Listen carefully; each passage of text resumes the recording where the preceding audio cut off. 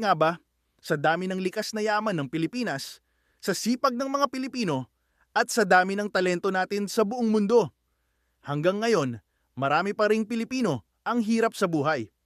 Isang tanong ito na matagal nang umiikot sa isip ng marami. Paano nangyari na isang bansang napapalibutan ng dagat, mayaman sa lupa, may milyon-milyong masisipag na mamamayan, pero marami pa ring pamilya ang isang kahig, isang tuka? Sa video na ito, pag-uusapan natin kung bakit hanggang ngayon mahirap pa rin ang Pilipinas. At hindi lang ito tungkol sa pera, kundi tungkol sa sistema, kasaysayan, at mga desisyong paulit-ulit na nakaapekto sa bansa. Una, malalim ang ugat ng problema, kasaysayan. Mahigit 300 taon tayong nasakop ng Espanya. Sa mahabang panahong iyon, hindi nabuo ang isang ekonomiyang para sa ordinaryong Pilipino. Ang layunin noon ay kumuha ng yaman, hindi magtayo ng sistemang magpapayaman sa mamamayan. Pagkatapos ng Espanya, dumating naman ang mga Amerikano. May naitulong sila sa edukasyon at infrastruktura. Pero nanatili pa rin ang isang ekonomiyang nakasandal sa iilang may kapangyarihan. Ibig sabihin, matagal nang may hindi pantay na distribusyon ng yaman sa bansa. At hanggang ngayon, dala pa rin natin ang epekto nito. Ikalawa, corruption. Isa ito sa pinakamalaking dahilan kung bakit mabagal ang pag-unlad. Kapag ang pondong dapat mapunta sa ospital, paaralan, kalsada, at trabaho ay napupunta sa bulsa ng iilan, ang talo ay ang ordinaryong mamamayan. Hindi lang ito simpleng issue ng pagnanakaw. Ang ibig sabihin nito, sa totoong buhay, may batang hindi nakakapag-aral, may pasyenteng walang gamot, at may komunidad na walang maayos na serbisyo. Kapag taon-taon itong nangyayari, hindi talaga madaling makaahon ang bansa. Ikatlo, hindi pantay ang oportunidad. Sa Pilipinas, malaki ang agwat ng mayaman at mahirap. May mga lugar na kumpleto sa paaralan, ospital, internet, at trabaho.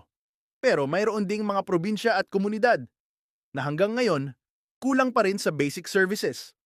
Kapag ipinanganak ka sa pamilyang may pera, mas mataas ang tsansa mong makapag-aral ng maayos at magkaroon ng magandang trabaho. Pero kapag ipinanganak ka sa kahirapan, madalas mas doble o triple ang hirap para makaalis doon. At dito, umiikot ang tinatawag na cycle of poverty. Ikaapat, kulang sa disenteng trabaho. Maraming Pilipino ang masisipag. Ang problema, hindi sapat ang dekalidad na trabaho. Marami ang underpaid. Marami ang contractual. Marami rin ang napipilitang mangibang bansa para lang masuportahan ang pamilya. Hindi dahil tamad ang Pilipino, kundi dahil kulang ang sistemang kayang lumikha ng sapat at maayos na oportunidad. Ikalima, edukasyon na hindi laging sapat. Oo, maraming gustong mag-aral, pero hindi lahat ay may pantay na access sa kalidad na edukasyon. May mga paaralang kulang sa guro, kulang sa kagamitan, at minsan kulang kahit sa silid-aralan.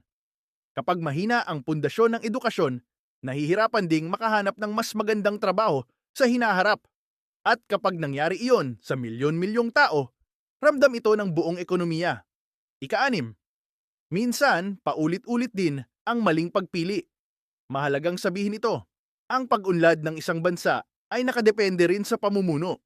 Kapag ang pinipili ay hindi handang maglingkod ng tapat o inuuna ang sariling interes kaysa sa bayan, naaapektuhan ang direksyon ng bansa.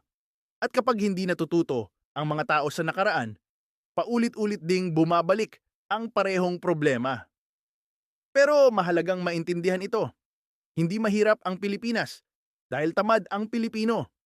Sa totoo lang, kilala tayo sa sipag, tiyaga, at resilience. Makikita mo ito sa mga manggagawa, guro, nurses, drivers, vendors, OFWs. Araw-araw silang lumalaban. Ang tunay na tanong ay hindi kung masipag ba ang Pilipino.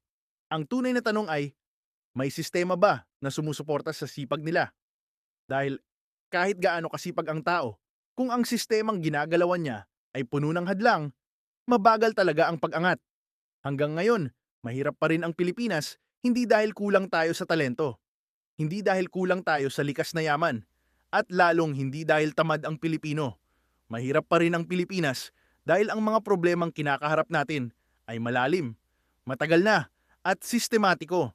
Pero hindi ibig sabihin na wala ng pag-asa. Ang pagbabago ay nagsisimula sa pag-unawa, sa pagtanong, sa pagiging mapanuri, at sa mas matalinong mga desisyon. Bilang mamamayan, kung gusto mong mas maintindihan ang mga ganitong usapin tungkol sa Pilipinas, history at society, huwag kalimutang mag-like, mag-subscribe, at i-share ang video na ito